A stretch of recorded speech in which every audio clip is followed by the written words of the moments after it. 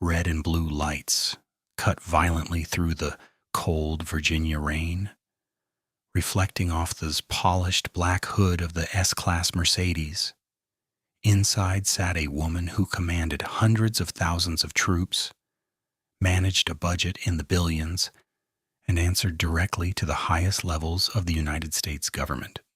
But to the sneering patrol cop, aggressively tapping his flashlight against her driver's side window, she was just a target.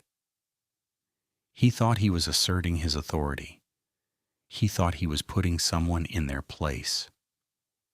He had absolutely no idea he was about to illegally handcuff a 4-star United States Army general. By the time she made her one phone call, his career wouldn't just be over. It would become a cautionary tale of catastrophic karma. General Kendra Sterling was exhausted, carrying the kind of bone-deep fatigue that only comes from navigating the labyrinthine politics of the Pentagon. As the Deputy Chief of Staff for Army Operations, her days were a relentless grind of high-stakes strategic planning, global threat assessments, and congressional briefings. Tonight had been exceptionally brutal. A crisis in the South China Sea had kept her in the subterranean secure briefing rooms of the Pentagon until late into the night. Now driving through the quiet, affluent streets of Arlington, Virginia, all Kendra wanted was a hot shower and a few hours of sleep before her early morning briefing with General Marcus Langston, the chairman of the Joint Chiefs of Staff. She was out of uniform, wearing a tailored charcoal civilian pantsuit, the jacket tossed onto the passenger seat next to her leather briefcase. She drove in silence, the quiet hum of her Mercedes acting as a brief sanctuary between the battlefield and her home. A short distance behind her, Officer Derek Harlan was having a slow, irritating night. Harlan was a long-time veteran of the local department, a man whose career had stalled due to a long string of civilian complaints, mostly regarding excessive force and racial profiling, that his union rep continually managed to bury. Harlan viewed his badge not as a shield for the public, but as a crown. He was known among his peers for a toxic arrogance, frequently boasting about how he owned the streets of his precinct. When Harlan saw the sleek late-model Mercedes turn onto a quiet residential avenue, his eyes narrowed. Arlington was a wealthy area, heavily populated by defense contractors, politicians, and military brass. But through the glare of the streetlights, Harlan caught a glimpse of the driver, a black woman in a high-end luxury vehicle late at night. In Harlan's deeply prejudiced mind, the math didn't add up. Instead of assuming she was one of the countless successful professionals living in the D.C. metro area, his default suspicion kicked in. He accelerated, tailing her closely, running her plates. The plates came back clean. The vehicle was registered to a Kendra Sterling with no outstanding warrants or flags. But Harlan wasn't satisfied. He wanted a reason to assert his dominance. He watched her tires, waiting for the slightest infraction. When Kendra signaled and merged into the right lane, her tire briefly grazed the faded white line of the shoulder. It was a microscopic deviation, but for Harlan, it was all the excuse he needed. He hit the sirens. Inside the Mercedes, Kendra let out a heavy sigh, glancing at the flashing lights in her rearview mirror. She knew the statistics. She knew that Black Americans, despite making up roughly 13% of the U.S. population, account for over 20% of traffic stops and face disproportionately higher rates of escalation in force. Even with 4 stars on her shoulders, the uniform didn't protect her when she was in civilian clothes. She pulled over smoothly into a well-lit gas station parking lot shifting the car into park.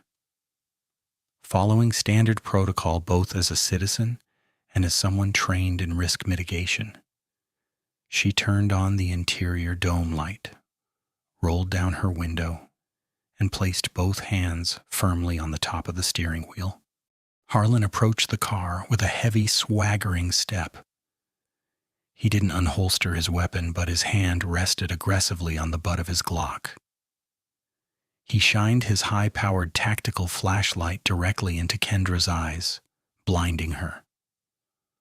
"License, registration, and proof of insurance," Harlan barked, his tone dripping with immediate hostility.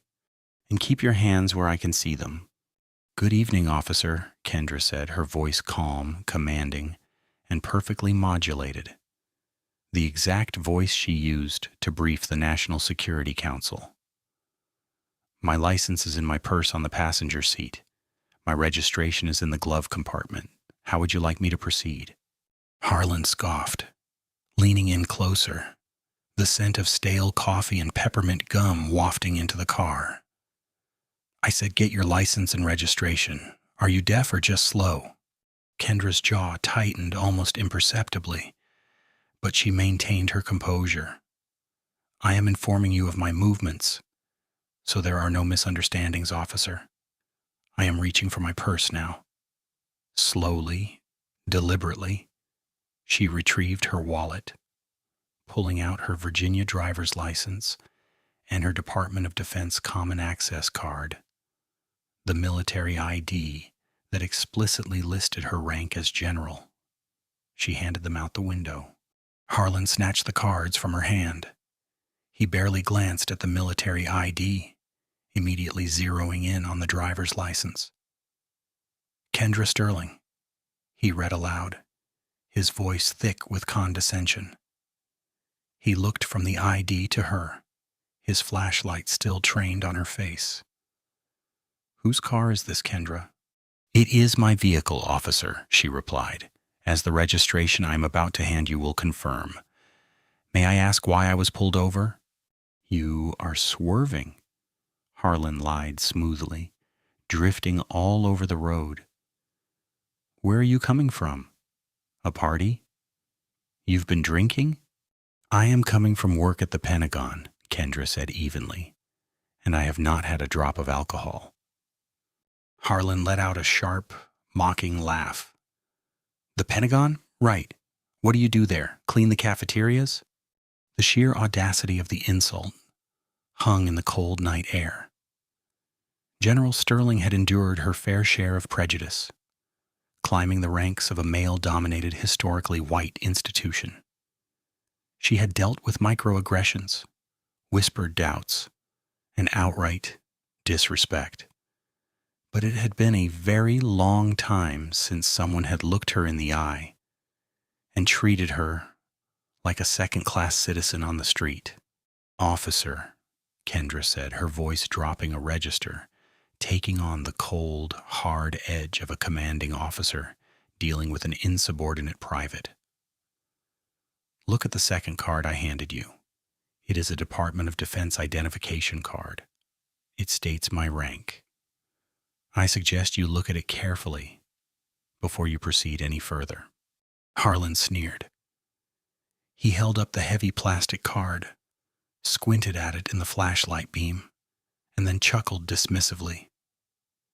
"General," he mocked, his lip curling in disgust. "You expect me to believe you're a general in the United States Army? I've seen fake IDs better than this. You can buy these pieces of plastic online for $50. You really think I'm stupid?"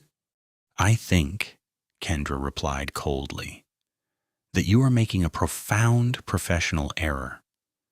If you run my name and ID number through your dispatch, they can verify my identity through federal databases. I strongly advise you to do so." The instruction, delivered with the unquestionable authority of a 4-star general, triggered something ugly and fragile inside Derek Harlan. He hated being told what to do, especially by someone he had already decided was beneath him. His face flushed red with sudden anger. "Step out of the vehicle," Harlan ordered, taking a step back and unsnapping the retention strap on his holster. "I have committed no crime, and I have provided you with valid identification," Kendra said, her hands remaining firmly on the steering wheel. "Am I under arrest?" "I said get out of the damn car," Harlan roared, entirely losing his temper. He reached through the open window, grabbed the handle, and yanked the heavy door open. Before Kendra could even unbuckle her seatbelt, Harlan reached across her, roughly depressed the red buckle button, and grabbed her by the lapel of her expensive suit jacket. He hauled her out of the driver's seat. Kendra stumbled but quickly caught her balance, her military conditioning kicking in. She stood at her full height, projecting a presence that made her seem much taller. She didn't fight back, knowing exactly how this scenario played out for Black Americans who resisted, but she didn't cower either. She glared at him with eyes that had stared down hostile foreign dignitaries. "You are laying hands on a senior officer of the United States Armed Forces," Kendra said, her voice eerily calm, despite the adrenaline coursing through her veins. "This is your final warning to step back." "Shut your mouth," Harlan barked. He spun her around violently, slamming her chest against the side of the Mercedes. The cold metal bit into her cheek. He grabbed her wrists, wrenching them behind her back with unnecessary brutal force. The cold steel of the handcuffs clicked loudly as he ratcheted them down tight, pinching the skin of her wrists. "You're under arrest for driving under the influence, resisting a lawful order, and presenting false federal identification," Harlan spat, patting her down aggressively. "Let's see how high and mighty you act in a holding cell." He shoved her toward his cruiser. Kendra walked with her head held high, refusing to give him the satisfaction of seeing her stumble or show pain. As he forced her into the cramped, hard plastic back seat of the patrol car, she looked up at the camera mounted on the dashboard. It was blinking red. Good. It was all being recorded. Harlan slammed the door shut, marched back to her Mercedes, and grabbed her purse and briefcase. He tossed them onto the front seat of his cruiser, totally ignoring the classified briefing documents secured inside the leather case. As Harlan got into the driver's seat and put the car in drive, Kendra stared at the back of his head. "You didn't read me my Miranda rights," she noted quietly from the back seat. "I'll read them to you when I book you, General," Harlan sneered, intentionally drawing out the title as a slur. "Sit back and enjoy the ride. You're going to be a guest of the county tonight." Kendra leaned her head back against the hard plastic divider. The sheer stupidity of the situation was staggering. She wasn't afraid. She was calculating. General Kendra Sterling was a master tactician. She knew that attempting to argue with an irrational, armed, and deeply prejudiced man on the side of a dark road was a losing battle. The true battlefield wouldn't be this patrol car. It would be the precinct. She took a slow, deep breath, visualizing the cascade of consequences that were about to fall upon this officer, his commanding officers, and this entire precinct. Derek Harlan had no idea he had just stepped on a landmine that was going to level his entire world. The Arlington County Police Precinct was brightly lit and buzzing with the low hum of graveyard shift activity. When Harlan marched his handcuffed prisoner through the heavy double doors, several officers looked up from their desks, their eyes lingering on the impeccably dressed black woman being frog-marched toward the booking desk. "Hey, Derek, what did you catch?" called out a younger officer leaning back in his chair. "Got a live one tonight, Miller?" Harlan boasted, shoving Kendra slightly toward the tall booking counter. DUI, erratic driving, resisting, and get this, carrying a fake DOD ID, claiming she's an Army general. Probably stole the car, too. I'm having it impounded. Desk Sergeant Colin Miller, a heavy-set man with graying hair and a tired expression, looked over the counter at Kendra. His eyes flicked from her tailored clothes to her calm, unyielding expression, then down to the tight cuffs digging into her wrists. A flicker of unease crossed his face. 20 years on the job gave a man instincts. And Miller's instincts were suddenly screaming that something was very, very wrong. This woman didn't look drunk. She didn't look like a car thief. She looked like a predator, patiently waiting for the trap to spring. Take the cuffs off her, Harlan, Miller sighed, booting up the booking computer. She was resisting, Sarge, Harlan argued, puffing out his chest. She's in a secure facility. Take the damn cuffs off, Miller repeated sharply. Harlan scowled but complied, roughly unlocking the steel bracelets. Kendra brought her hands forward, slowly rubbing her raw wrists.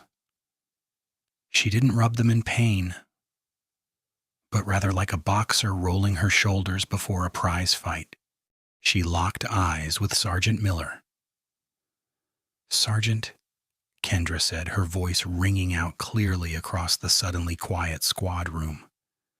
Your officer has illegally detained me, assaulted me, and confiscated federal property, including classified Department of Defense materials in my briefcase.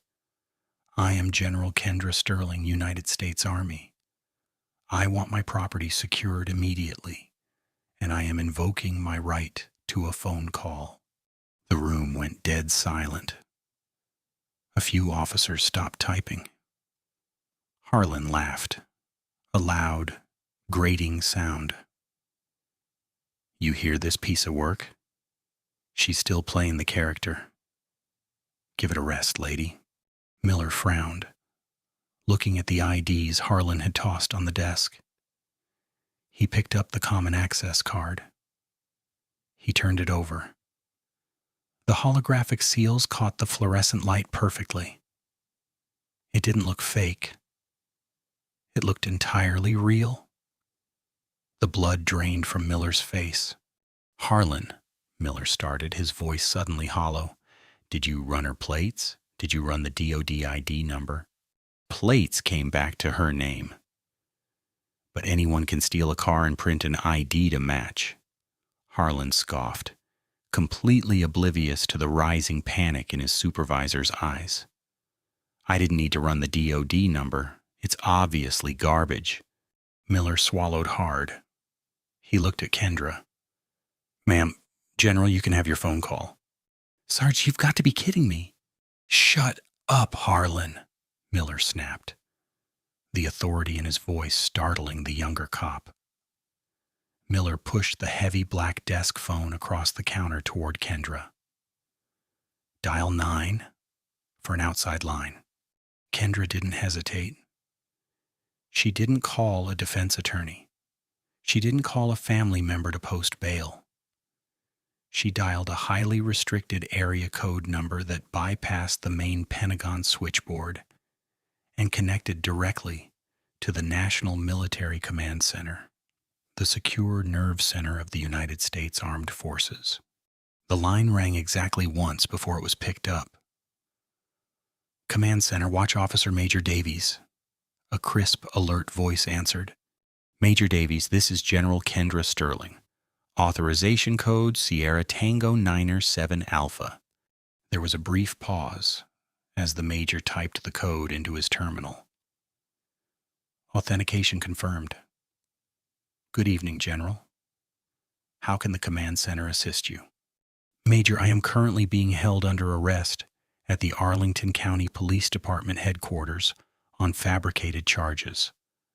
I need you to wake up the chairman of the Joint Chiefs, General Langston. Patch me through to his secure mobile. The major didn't ask questions. Military discipline meant immediate execution of a general's orders. Yes, ma'am. Patching you through to General Langston now. Stand by. While the line clicked and waited, Kendra looked up. Every officer in the precinct was staring at her. Harlan had a smirk on his face, clearly believing she was faking the entire conversation. Sergeant Miller, however, looked like he was about to vomit. A deep, groggy, but instantly commanding voice came over the receiver. Langston. Marcus, it's Kendra, she said, using the chairman's first name, a privilege reserved only for his closest colleagues. Kendra, it's late. Did the situation in the South China Sea escalate? General Langston's voice sharpened immediately, the sleep vanishing. No, Marcus, the Pacific is quiet, Kendra replied smoothly, her eyes locked dead onto Officer Harlan. The escalation is currently in Arlington, Virginia. I have been pulled over, assaulted, handcuffed, and arrested by a local patrol officer. He has confiscated my classified briefing binders and refused to verify my identity. I am currently standing at the booking desk. Silence hung on the line for agonizing seconds. When General Langston spoke again, his voice was terrifyingly calm, the kind of calm that preceded a massive airstrike.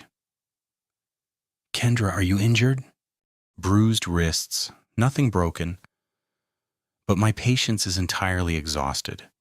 I see, the chairman of the Joint Chiefs said softly. Who is the arresting officer? Kendra read the silver name tag pinned to the chest of the smirking cop in front of her. Officer Derek Harlan. Understood, General Langston replied. Hold your position, General. Do not say another word to them. The military police from Joint Base Meyer-Henderson Hall are mobilizing now. They will be there shortly.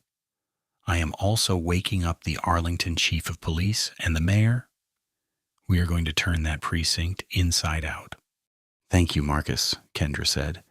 General Sterling, Langston added, the lethal edge in his voice unmistakable. Nobody puts hands on one of my commanders. Let them know hell is on the way. Kendra hung up the phone. She placed the receiver back on the cradle with a soft, deliberate click. She looked at Sergeant Miller, whose face was now slick with sweat, and then turned her gaze to Officer Derek Harlan.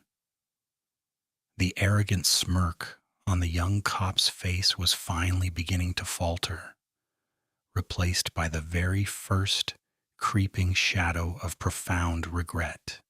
Sergeant, General Sterling said evenly, folding her arms across her chest. I highly suggest you contact your chief of police, because shortly the United States Army is going to walk through those doors.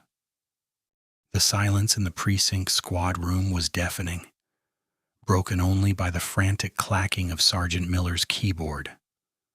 Sweat beaded on his forehead, reflecting the harsh fluorescent lights.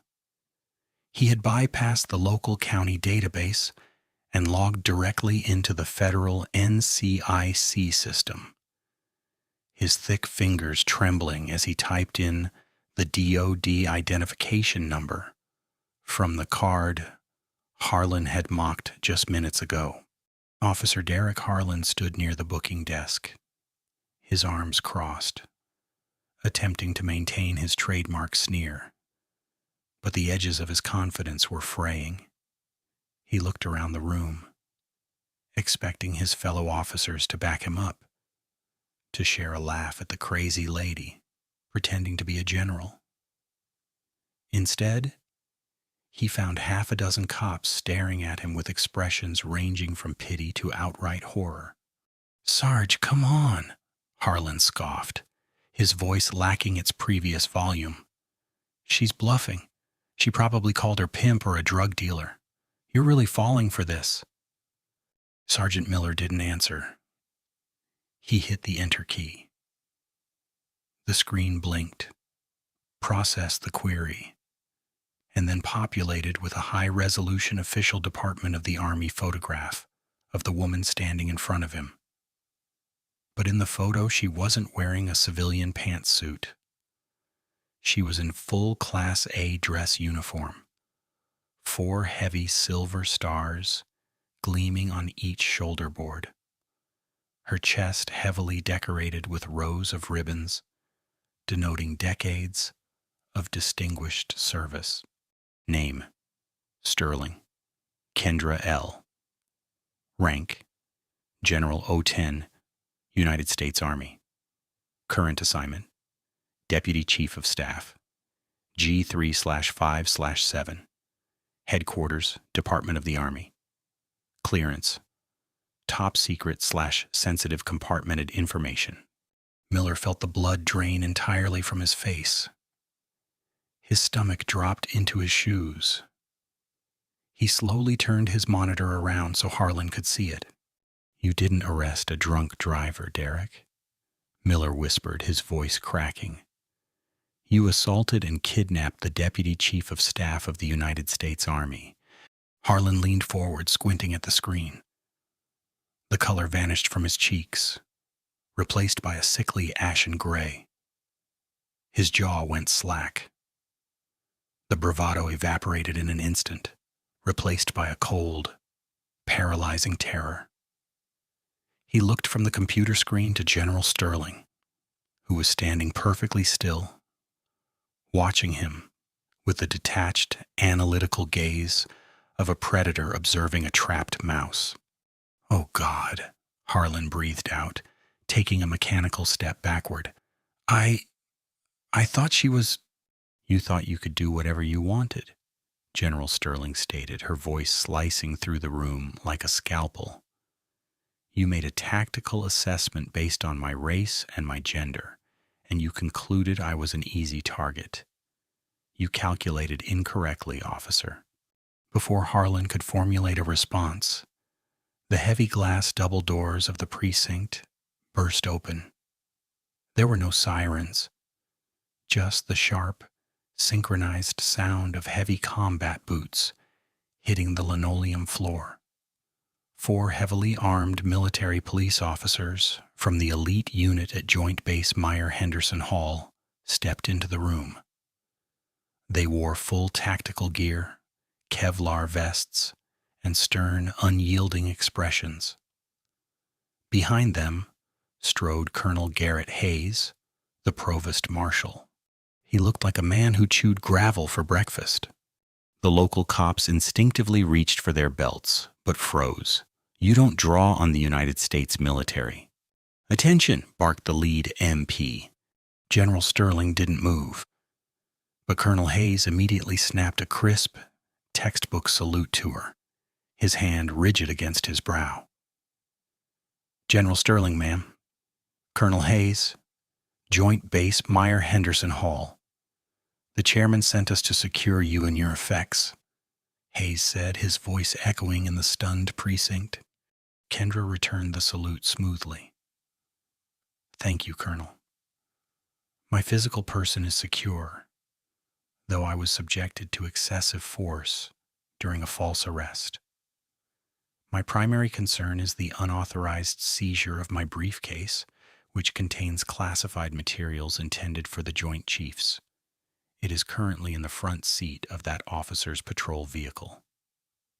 She pointed a steady finger directly at Derek Harlan. Colonel Hayes turned his gaze to Harlan. It was a look of absolute, concentrated fury. "You," Hayes commanded, pointing at Harlan. "Hand over the keys to your cruiser now." Harlan was trembling. He fumbled at his duty belt, his hands shaking so violently he dropped his heavy ring of keys onto the floor. He scrambled to pick them up, looking pathetic and small before holding them out to the closest MP. The MP snatched them away without a word and marched out the door to secure the general's vehicle and documents. "Ma'am, do you require medical attention?" Colonel Hayes asked, turning back to Kendra. "I do not," Kendra replied. "But I do require the presence of this precinct's commanding officer." As if summoned by the sheer force of her will, the precinct doors opened again. This time, it was Chief Raymond Hollister of the Arlington County Police Department. He was wearing a trench coat, hastily thrown over a crumpled dress shirt, his hair disheveled, panting heavily, his phone clutched in a white-knuckle grip. Chief Hollister had just experienced the worst wake-up call of his 30-year career. It wasn't the mayor who had woken him. It was the governor of Virginia, who had been woken up by the Secretary of Defense. Hollister took one look at the heavily armed military police, the terrified face of his desk sergeant, and the calm, commanding presence of the black woman standing in the center of the room. He knew instantly that his career, his department, and his city were standing on the edge of a catastrophic precipice. "General Sterling," Chief Hollister gasped, practically running across the room to her. "Ma'am, I am Chief Hollister. I cannot begin to express how deeply sorry." Kendra held up a single hand. The chief stopped talking immediately. "Save your apologies, Chief Hollister," Kendra said, her tone devoid of any warmth. "Apologies do not fix systemic rot. I want you to look at Officer Harlan. I want you to pull his personnel file, and then I want you to explain to me how a man with his transparent prejudices was allowed to patrol the streets of your city with a badge and a gun." The precinct had transformed from a sleepy midnight shift into ground zero for a multi-jurisdictional nightmare. Federal agents from the Department of Defense Criminal Investigative Service were already en route to take custody of the body cam and dash cam footage. Chief Hollister stood behind the booking desk, reviewing the preliminary report Sergeant Miller had hastily printed out. The more the chief read, the deeper the scowl on his face became. Harlan had claimed erratic driving, DUI, and resisting arrest. Yet looking at the general, who was completely sober and composed, and noting the immediate deployment of a military strike team to retrieve her, the lie was laid bare. "Was Harlan in my office now?" Chief Hollister growled, his voice trembling with suppressed rage.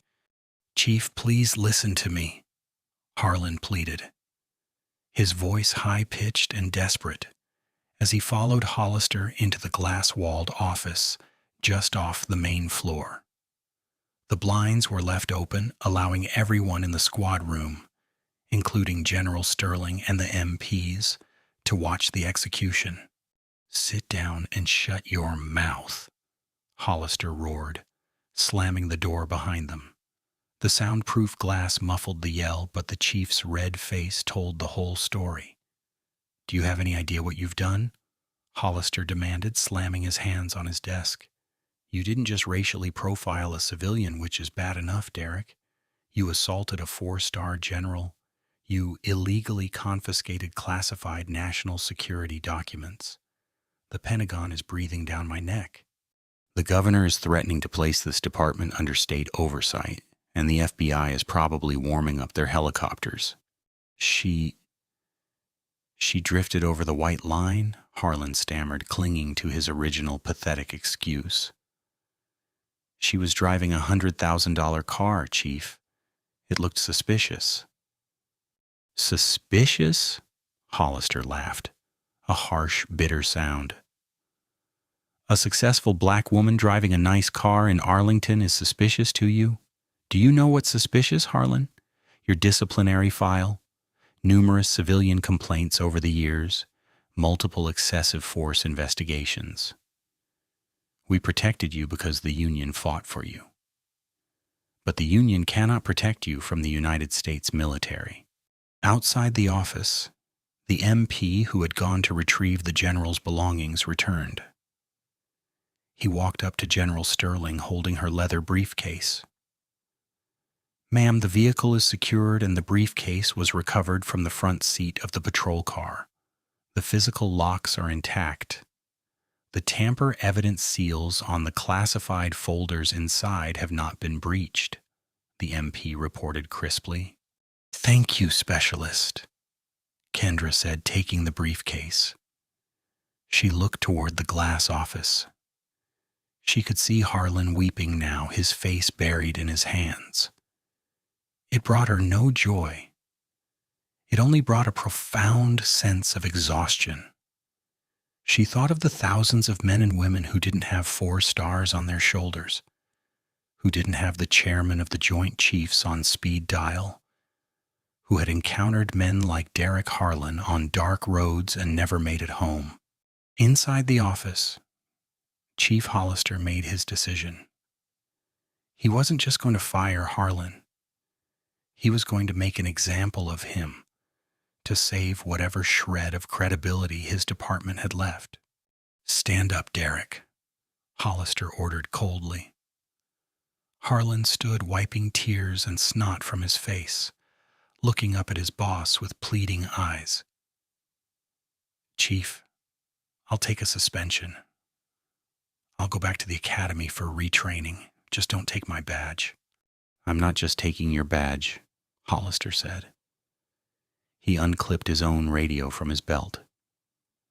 Sergeant Miller, send 2 officers into my office. A moment later, 2 veteran cops stepped into the glass enclosure.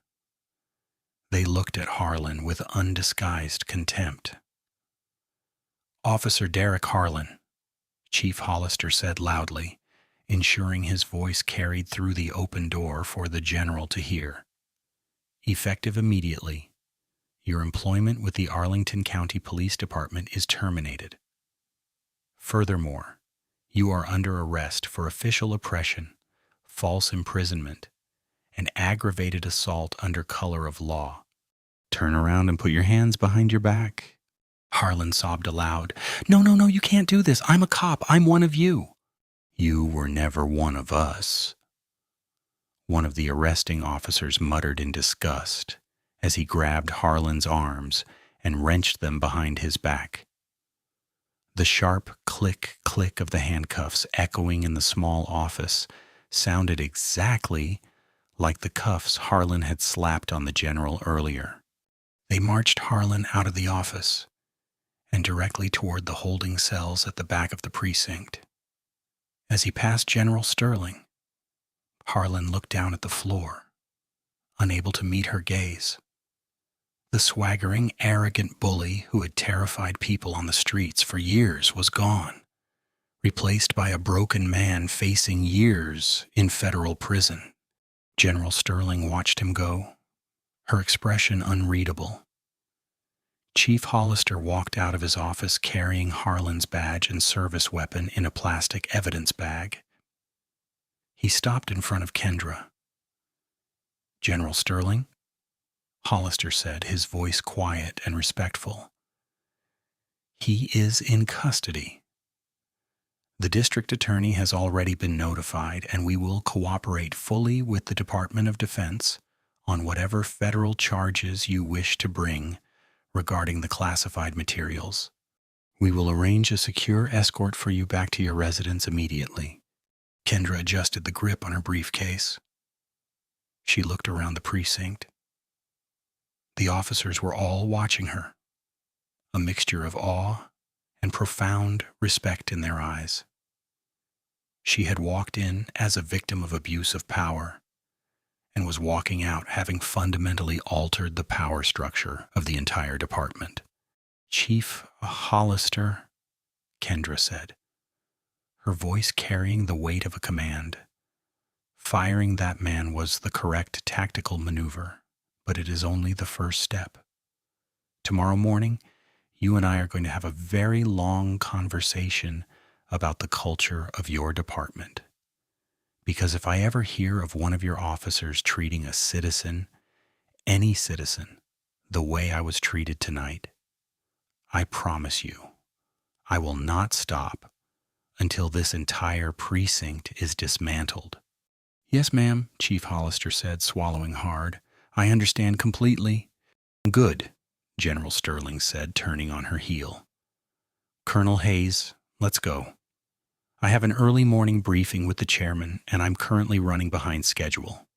As the heavy double doors closed behind the general and her military escort, the precinct was left in a stunned, heavy silence. The karma hadn't just hit back. It had struck like a guided missile, obliterating a corrupt cop's life and leaving a stark, terrifying warning in its wake. By early morning, the rain over Arlington had stopped, leaving the streets slick and reflecting the pale light. Inside the Pentagon's secure E-ring, General Kendra Sterling sat across a highly polished mahogany table from General Marcus Langston, chairman of the Joint Chiefs of Staff. Her uniform was immaculate. The 4 stars on her shoulders gleamed under the recessed lighting. She had showered at the Pentagon's executive facilities, drank a single black coffee, and transitioned seamlessly from the victim of a civil rights violation back into one of the most powerful military commanders on the planet.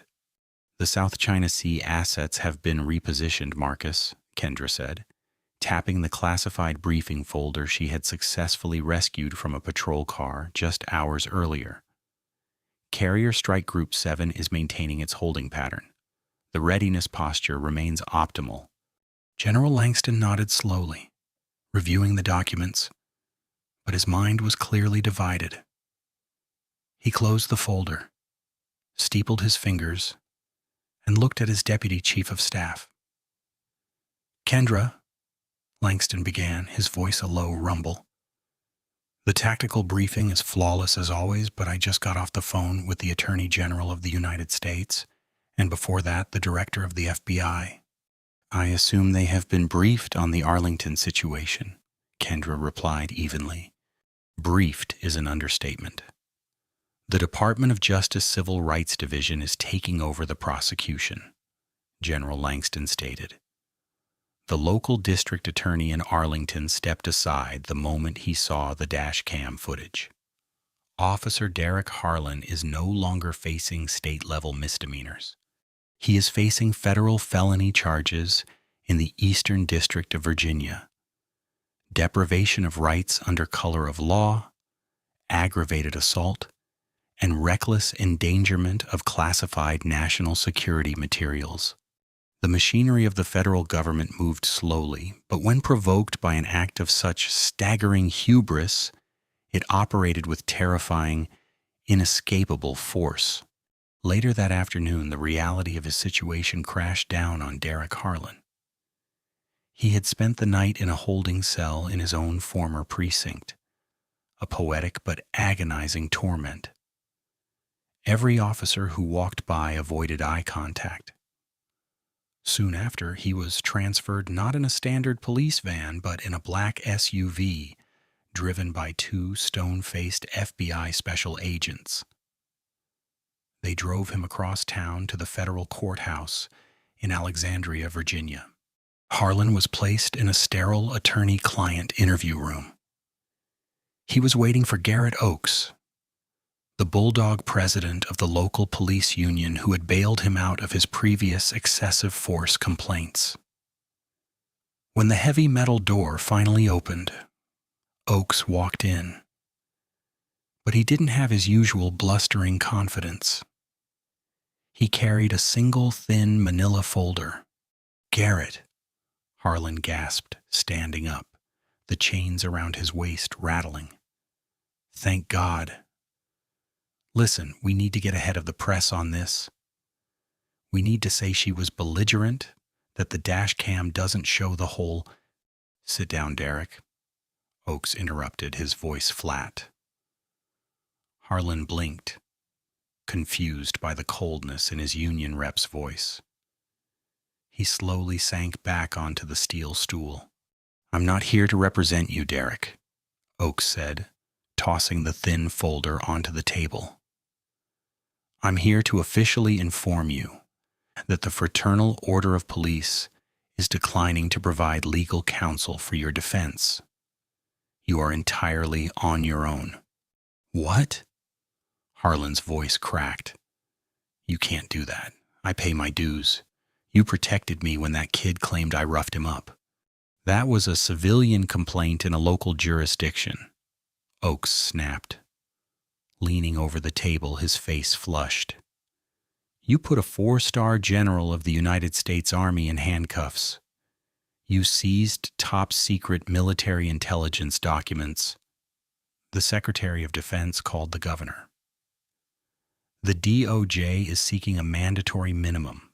If the union touches you, the federal government will audit our pension funds, our PACs, and our entire organizational structure." "You are radioactive, Derek. You didn't just cross a line, you declared war on the Pentagon. Find a public defender."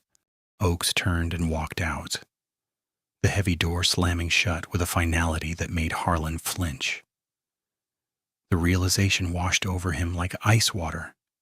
The badge, the gun, the union, the blue wall of silence. Everything he had used to shield his bigotry and brutality was gone. He was just a man in an orange jumpsuit facing the full, unmitigated wrath of the United States justice system. The media circus outside the federal courthouse in Alexandria, Virginia, was unlike anything the district had seen in a decade. Satellite trucks from CNN, Fox News, MSNBC, and dozens of local affiliates clogged the avenue.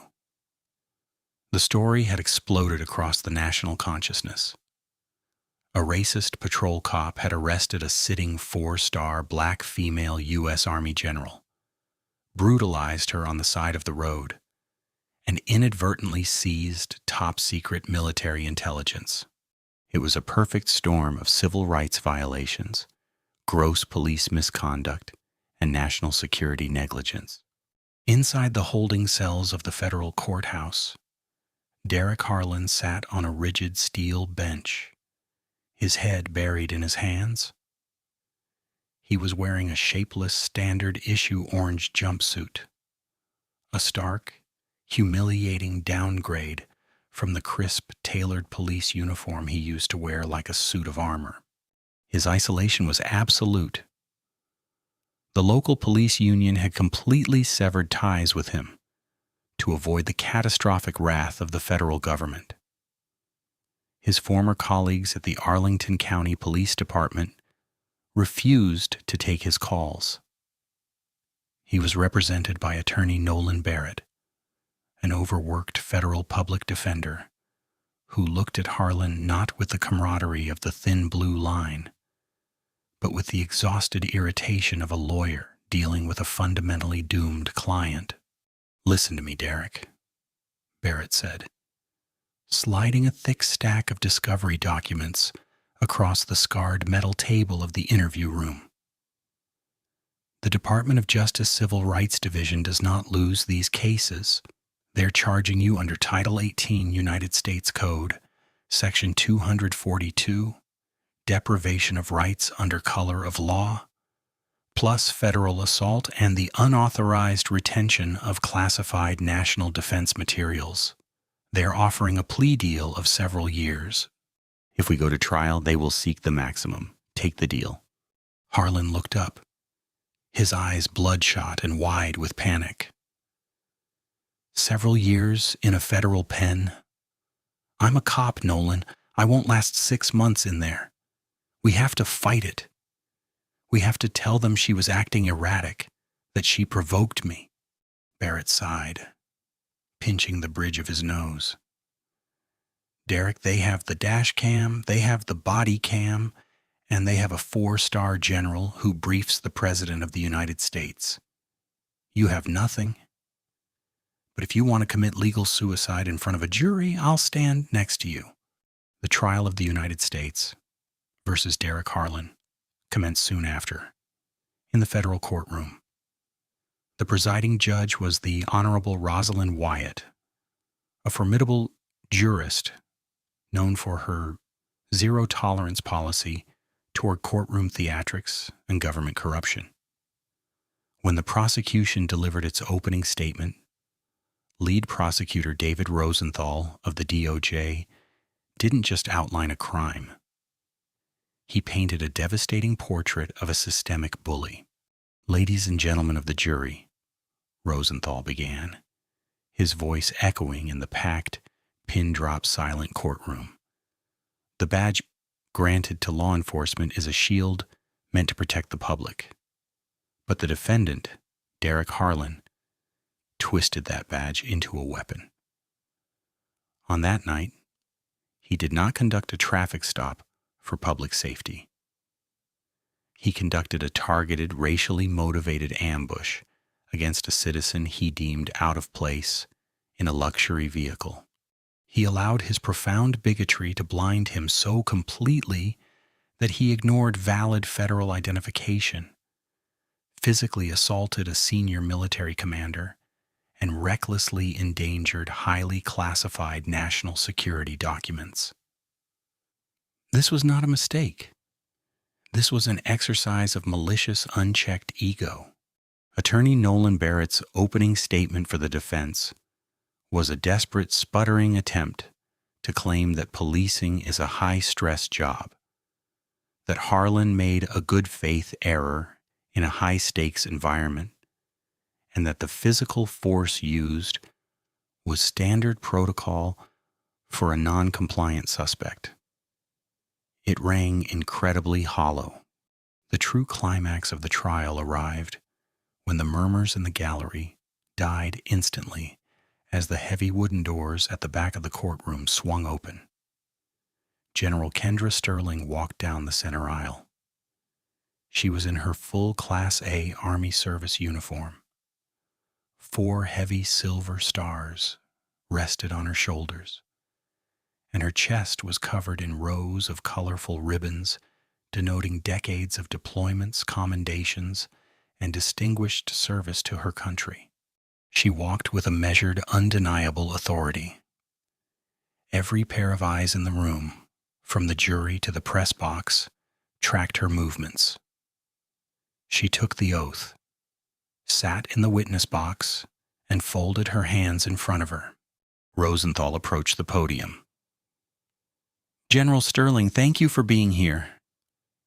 Could you please describe your demeanor and actions when the defendant initiated the traffic stop?" "I was entirely compliant, Counselor," General Sterling replied. Her voice was calm, perfectly modulated, yet it carried an underlying steel that commanded absolute attention. "I parked in a well-lit area, activated my interior lights, and placed my hands visibly on the steering wheel. I informed the officer of my movements before retrieving my driver's license and my Department of Defense Common Access card." "And how did the defendant respond to your federal identification?"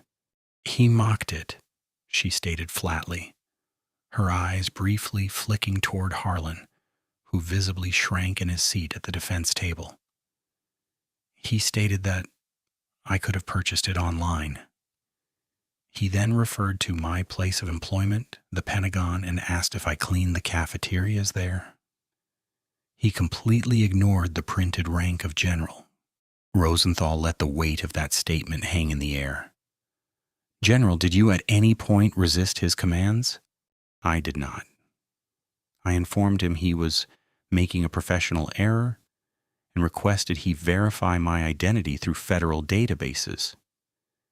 Instead of following basic protocol, he became enraged, physically pulled me from my vehicle, slammed me against the exterior chassis, and applied handcuffs with sufficient force to cause deep tissue contusions on both wrists.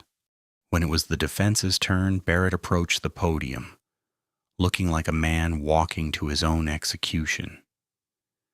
He knew that aggressively cross-examining a highly decorated, perfectly composed military hero in front of an American jury was professional suicide. But he had a job to do. "General Sterling," Barrett said gently, "is it possible that, given the late hour and the stress of your demanding job, your tone was combative? That Officer Harlan might have reasonably perceived a threat?" General Sterling did not glare, but her gaze grew frighteningly focused. "Mr. Barrett," she said, her voice dropping a fraction of an octave, freezing the room. "I have negotiated with hostile foreign dignitaries. I have commanded thousands of troops in active combat theaters under live fire. I assure you, I am intimately familiar with the concept of stress. At no point during my interaction with your client did I lose my composure, raise my voice, or exhibit combativeness. I recognized immediately that I was dealing with an armed, irrational, and deeply prejudiced individual. My only objective was de-escalation and survival." Barrett swallowed hard. "No further questions, Your Honor." The final nail in the coffin was the video evidence. Rosenthal dimmed the courtroom lights and played the synchronized body cam and dash cam footage on a massive monitor facing the jury. The jury watched it in high definition. They heard Harlan's snide, condescending tone. They heard the sickening thud of General Sterling being slammed against her own car. They heard the metallic ratcheting of the handcuffs as Harlan unnecessarily tightened them. And through it all, they saw the general maintaining a stoic, dignified silence while the officer verbally abused her. They also saw him carelessly toss her leather briefcase, which the jury now knew contained top-secret intelligence regarding naval movements in the South China Sea, onto the passenger seat of his cruiser like garbage. The prosecution rested. The defense called 0 witnesses. Harlan was too terrified of cross-examination to take the stand himself. The federal jury deliberated after a short time. When the 4-person read the verdict, the courtroom was deathly still. On the charge of deprivation of rights under color of law, we find the defendant guilty. On the charge of aggravated assault, we find the defendant guilty. On the charge of unauthorized retention of classified materials, we find the defendant guilty. Harlan let out a pathetic, stifled sob, burying his face in his hands. The heavy chains around his waist clinked loudly in the quiet room. 2 weeks later, the sentencing phase brought the hammer down completely. Judge Rosalind Wyatt looked down from her high bench, her expression one of profound disgust. "Derek Harlan," Judge Wyatt intoned, her voice cutting through the silent courtroom. "You were given a badge to uphold the law and protect your community. Instead, you used it as a license to terrorize those you deemed beneath you. You operated under the cowardly assumption that the uniform you wore made you untouchable and that the color of your victim's skin made her defenseless." Harlan stood trembling violently, tears streaming down his face. "You thought you were establishing dominance on that dark road," the judge continued relentlessly. "But all you established was your own ignorance and malice. Your actions not only inflicted physical and psychological harm on a distinguished military leader, but they dragged the reputation of your entire department into the mud and risked the national security of the United States. Society cannot and will not tolerate officers who act as armed thugs." She picked up her gavel. "It is the sentence of this court that you be remanded to the custody of the Federal Bureau of Prisons for a term of 8 years. You will serve this time without the possibility of early parole. Upon release, you will face 3 years of supervised probation, and you are permanently stripped of your right to bear arms or hold any position of public trust." The gavel struck the sounding block. 8 years of hard federal time. As the U.S. Marshals stepped forward to physically haul him away, Harlan cast one final desperate look back into the gallery. Sitting in the second row, dressed once again in her sharp civilian suit, was General Kendra Sterling. She did not smile. She did not offer a look of triumph. She simply watched him face the consequences of his arrogance with the same detached, analytical gaze she used to evaluate a neutralized threat. He had tried to break her, but in the end she had utterly broken him without ever throwing a punch. The karma was absolute, systemic, and beautifully brutal.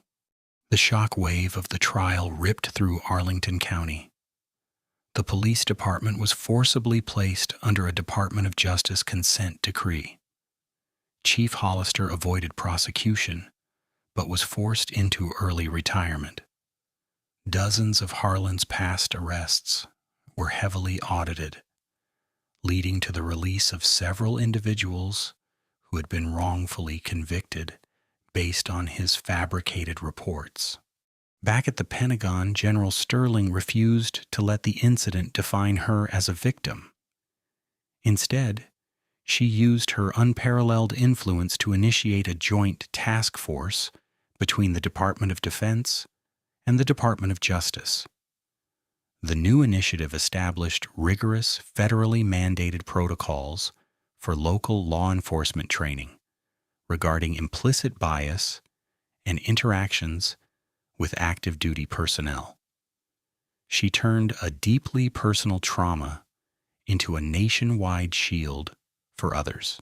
Years later, Derek Harlan would sit in the humid, overcrowded yard of a mid-security federal correctional institution.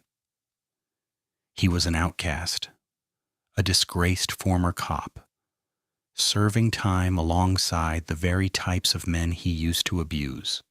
Meanwhile, in Washington, D.C., General Kendra Sterling would walk into the Oval Office, take her seat next to the President of the United States, and help dictate the global strategy of the free world. He had tried to put her in her place. He had no idea that her place was at the summit of global power, and that his place would be a concrete cage of his own making. The clash between General Kendra Sterling and Officer Derek Harlan is a masterclass in the inescapable power of hard karma. It proves that a badge is not a license for bigotry, and that unchecked arrogance will eventually collide with an immovable object. Harlan thought he was targeting a vulnerable civilian in the dark. He didn't realize he was actively destroying his own life by crossing one of the most powerful women on earth. True power doesn't need to shout on the side of a highway. It speaks quietly in federal courtrooms and Pentagon briefing rooms. If this story of profound justice, undeniable karma, and systemic payback kept you on the edge of your seat, please hit that like button. It tells the algorithm that real justice matters. Share this video with someone who needs a reminder that bullies always get what's coming to them. And don't forget to subscribe and ring the notification bell so you never miss our deep dives into the most satisfying true life drama stories. Let us know in the comments, what was the most satisfying moment of Harlan's downfall for you? See you in the next.